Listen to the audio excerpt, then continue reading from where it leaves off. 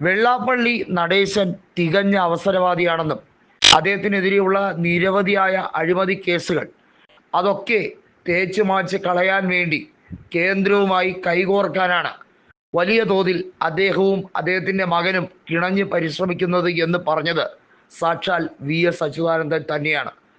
വെള്ളാപ്പള്ളി നടേശൻ വർഗീയവാദം പറയുന്നത് BJPയെ പ്രീണിപ്പിക്കാനാണെങ്കിൽ ആ പ്രീണനം BJPക്ക് മാത്രമല്ല സുഖിക്കുന്നത് എല്ലാ തരത്തിലും സാക്ഷാൽ പിണറായി വിജയനും സുഖിക്കുകയാണ്.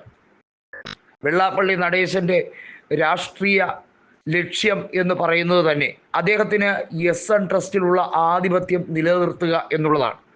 3 പതിറ്റാണ്ടോളം കാലമായി SN ട്രസ്റ്റിനെ കുടുംബ സ്വത്ത് പോലെ അടക്കി വെച്ചിരിക്കുകയാണ്. ഈഴവ സമുദായത്തെ തകർത്തെറിയാൻ വെള്ളാപ്പള്ളിയോളം പോകുന്ന മറ്റൊരാൾ ഇല്ല എന്ന് തന്നെയാണ് പറയുന്നത്. കാരണം ഒരിക്കലും സമുദായ ഉന്നതിക്ക് വേണ്ടിയോ അല്ലെങ്കിൽ അത്തരത്തിലുള്ള രീതികളോ അല്ല അവലംബിച്ചിട്ടുള്ളത്.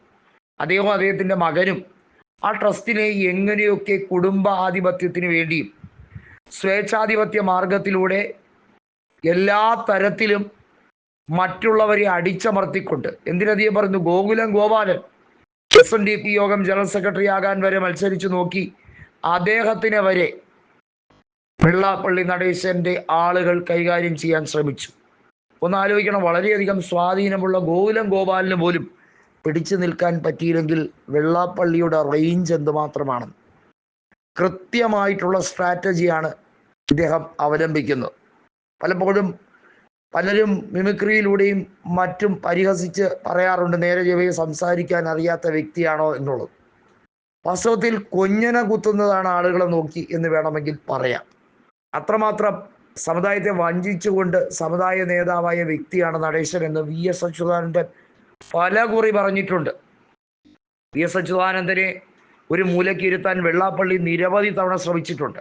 എന്തിനധികം പറയുന്നു, മലമ്പുഴയിൽ 2016 നിയമസഭാ തെരഞ്ഞെടുപ്പിൽ എതിർ സ്ഥാനാർത്ഥിയായ കൃഷ്ണകുമാറിന്, അതായത് ഇപ്പോൾ പാലക്കാട് നിയമസഭയിൽ മാങ്കൂട്ടത്തിനോട് തോറ്റമ്പിയ കൃഷ്ണകുമാറിന് വോട്ട് മറിച്ചു കൊടുക്കാൻ ഈഴവരോട് പരസ്യാഹ്വാനം നടത്തുന്ന വെള്ളാപ്പള്ളി നടേശൻ്റെ ശ്രമങ്ങളെല്ലാം നമ്മളെല്ലാവരും കണ്ടതാണ്. അതായത് VS വീണ്ടും കേരളത്തിൻ്റെ മുഖ്യമന്ത്രിയോ അല്ലെങ്കിൽ അത്തരത്തിലേക്ക് പദവിയിലെത്തിയാൽ വെള്ളാപ്പള്ളി നടേശനും മകനും ജയിലൊരുക്കും എന്നാണ് VS അന്ന് തുറന്നു പറഞ്ഞത്. രണ്ടെണ്ണത്തിനെയും ജയിലിലേക്ക് പറഞ്ഞു വിടും. അപ്പോൾ തന്നെ വെള്ളാപ്പള്ളിക്ക് കാര്യങ്ങൾ മനസ്സിലായി. പിണറായി വിജയനുമായുള്ള അഡ്ജസ്റ്റ്മെൻറ്റ് എന്ന് പറയുന്നത് കൃത്യമായും അദ്ദേഹത്തിൻ്റെ സ്വത്തുവകകൾ സംരക്ഷിക്കാനുള്ള ഒരു അഡ്ജസ്റ്റ്മെൻറ്റാണ്.